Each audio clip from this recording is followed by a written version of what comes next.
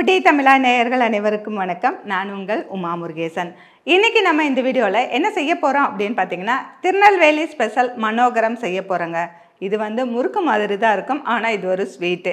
நிறைய பேர்த்துக்கு நல்ல கிறிஸ்பியாக இருக்கணும், ஆனால் ஸ்வீட்டாக இருக்கணும் விரும்புவாங்க. அந்த மாதிரி இருக்கிறவங்களுக்கு இந்த பாரம்பரியமான பலகாரம் ரொம்ப டேஸ்டியாக இருக்கும். இன்றைக்கி நம்ம இந்த திருநெல்வேலி ஸ்பெஷலான மனோகரம் எப்படி செய்கிறது அப்படிங்கிறத இந்த வீடியோவில் ஃபுல் அண்ட் ஃபுல்லாக சொல்லியிருக்கேன். வீடியோவை கடைசி வரைக்கும் பாருங்கள்.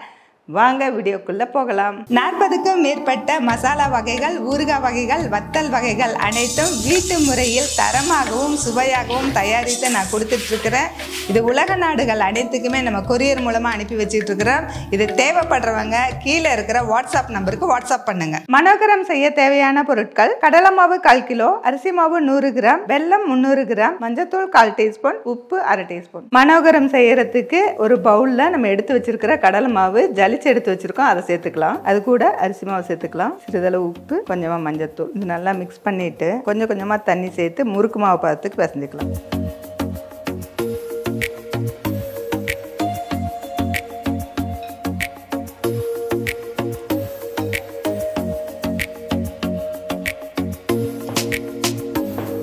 மாவு இந்த அளவுக்கு பிசைஞ்சுக்கலாம். நம்ம கடலை மாவு அதிகமாக இருக்கனால இந்த மாதிரி தான் கையில் ஒட்டும், கொஞ்சம் பிசு பிசுன்னு இருக்கும். எண்ணெயை காய வச்சு ஒரு கரண்டி ஊற்றி இதுலேயே பிசைஞ்சுக்கலாம். இந்த முறுக்கு பொரிச்சு எடுக்கிறதுக்கு அடுப்பில் ஒரு கடாய் வச்சாச்சு. அதில் தேவையான அளவு ஆயில் சேர்த்துக்கலாம்.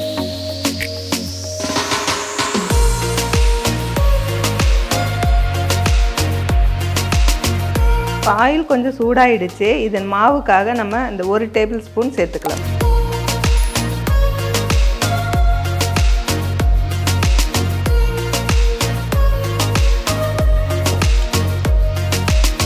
இந்த மாவு பிசைஞ்சாச்சு. நம்ம 3 கண்ணு உள்ள முறுக்கு உலக்க எடுத்திருக்கோம். இதில் கொஞ்சம் எண்ணெய் தடவிக்கலாம்.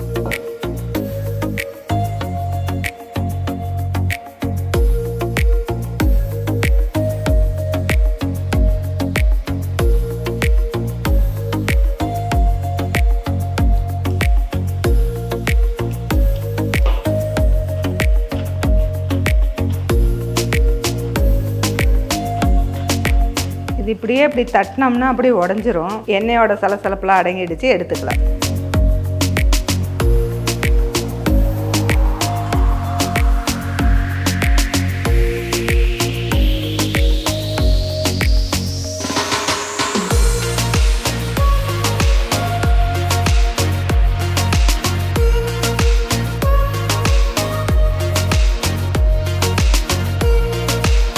மனோகரம் செய்யறதுக்கு ஃபஸ்ட்டு முறுக்கு ரெடி பண்ணியாச்சு. அடுத்ததாக ஸ்வீட்டுக்காக நம்ம எடுத்து வச்சுருக்கிற வெல்லத்தை ஒரு சாஸ்பானில் சேர்த்துட்டு கொஞ்சமாக தண்ணி சேர்த்து கரைச்சி எடுத்துக்கலாம்.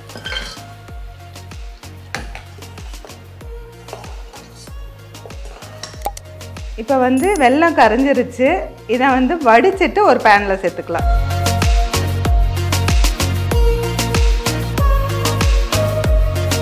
வெல்லம் நல்லா கொதிச்சு பாகு பதம் பார்த்தீங்கன்னா நல்லா திக்காக வரணும். அதாவது தக்காளி பதம் வரைக்கும் வரணும்.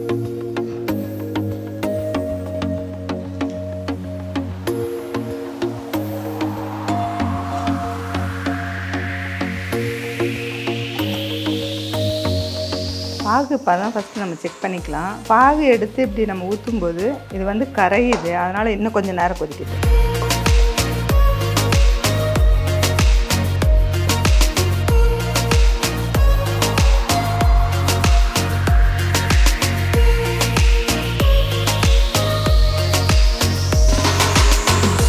பாகு எடுக்க வருது, கையில் ரொம்ப சாஃப்டாக இருக்குது. இந்த மாதிரி பதத்தில் அடுப்பை நம்ம ஆஃப் பண்ணிடலாம். இப்போ இந்த முறுக்கை அப்படியே நம்ம உடச்சி சேர்த்துக்கலாம்.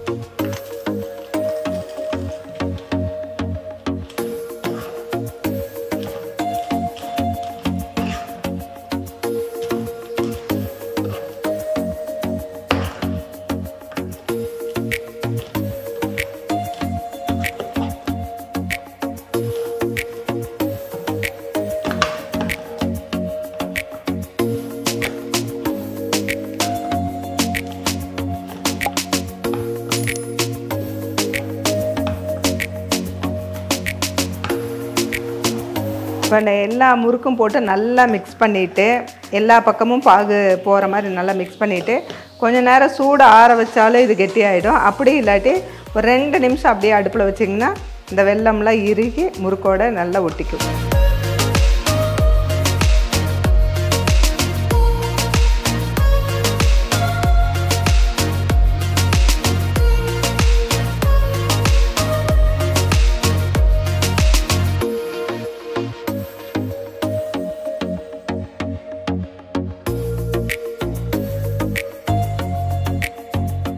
இன்னைக்கு நம்ம பாரம்பரிய பலகாரமான திருநெல்வேலி ஸ்பெஷலான மனோகரம் நம்ம செஞ்சுருக்கோங்க. இதை மணக்கோலம் கூட சில பேர் சொல்லுவாங்க. இந்த கிறிஸ்பியான ஸ்வீட் முறுக்கு வந்து நீங்களும் ட்ரை பண்ணி பாருங்க. நம்மளுடைய பிடித்தமிழா சேனலில் நிறைய பாரம்பரிய பலகாரங்கள் நம்ம செஞ்சிட்ருக்கோங்க. அந்த வரிசையில் தான் நம்ம இதை செஞ்சுருக்கோம். நிறைய பேத்துக்கு வந்து கிறிஸ்பியாகவும் இருக்கணும், ஸ்வீட்டாகவும் இருக்கணும்னு நினைப்பாங்க. அவங்களுக்கெல்லாம் இந்த பலகாரம் ரொம்பவே பிடிக்கும். இதை வந்துட்டு நம்மளுடைய பாரம்பரியமான ஒரு திருமண விசேஷமாகட்டும் இல்லை சீராகட்டும் அதுக்கெல்லாம் பார்த்தீங்கன்னா இந்த மனோரகத்தை கொஞ்சம் ஈரப்பதமாக இருக்கும்போது லட்டு மாதிரி பிடிச்சி வைப்பாங்க. அப்படி இல்லாட்டி கோன் ஷேப்பில் செஞ்சு வைப்பாங்க. இது வந்து ரொம்ப ரொம்ப டேஸ்டியாகவும் இருக்கும். நீங்களும் இந்த மாதிரி ட்ரை பண்ணி பார்த்துட்டு கீழே கமெண்ட் செக்ஷனில் கமெண்ட் பண்ணுங்கள். இந்த வீடியோ உங்களுக்கு பிடிச்சிருந்ததுன்னா லைக் பண்ணுங்கள், ஷேர் பண்ணுங்கள். ஃபுடி தமிழா சேனலுக்கு சப்ஸ்கிரைப் பண்ணலைன்னா சப்ஸ்கிரைப் பண்ணிக்கோங்க. மீண்டும் அடுத்த வீடியோவில் சந்திக்கலாம். ரவை இனிப்பு போண்டாவுக்கு நம்ம எடுத்து வச்சுருக்கிற ரவை வந்து கொஞ்சம் பெருசு பெருசாக இருக்கும். அதனால் நான் மிக்ஸி ஜாரில் போட்டு அரைச்சிக்கிறேன். நைஸான ரவையாக இருந்தால் அப்படியே நம்ம ஊற வச்சுக்கலாம். இப்போ நம்ம அரைச்சிட்டு ஊற வச்சுக்கலாம்.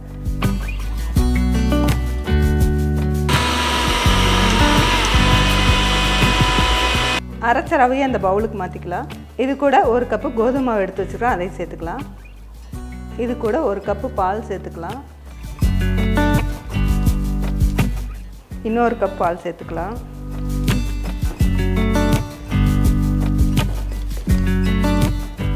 இப்போ ரவை கோதுமை மாவு பால் சேர்த்து கலந்தாச்சு. இதை அப்படியே ஒரு 10 நிமிஷம் ஊறட்டும்.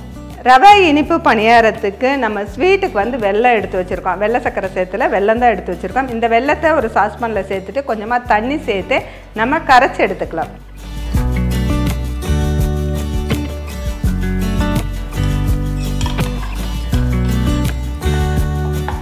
வெள்ளைக்கரைசல்லையே நம்ம ஏலக்காய் தூளும் சேர்த்துக்கலாம்.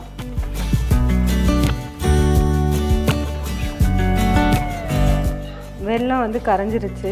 இதை வந்து வடிச்சிட்டு அந்த மாவோட நம்ம கலந்து வச்சுருக்கோம். ரவையும் கோதுமை மாவும் ஊற வச்சுருக்கோம், அதோடு சேர்த்து கலந்துக்கலாம். நம்ம ரவையும் கோதுமை மாவும் பாலோடு சேர்த்து ஊற வச்சுருக்கோம். இது கூட நம்ம கரைச்சி வச்சுருக்கிற வெல்லத்தை சேர்த்துக்கலாம். வெல்லத்தை வந்து ஜல்லடையில் வடித்து சேர்த்துக்கலாம்.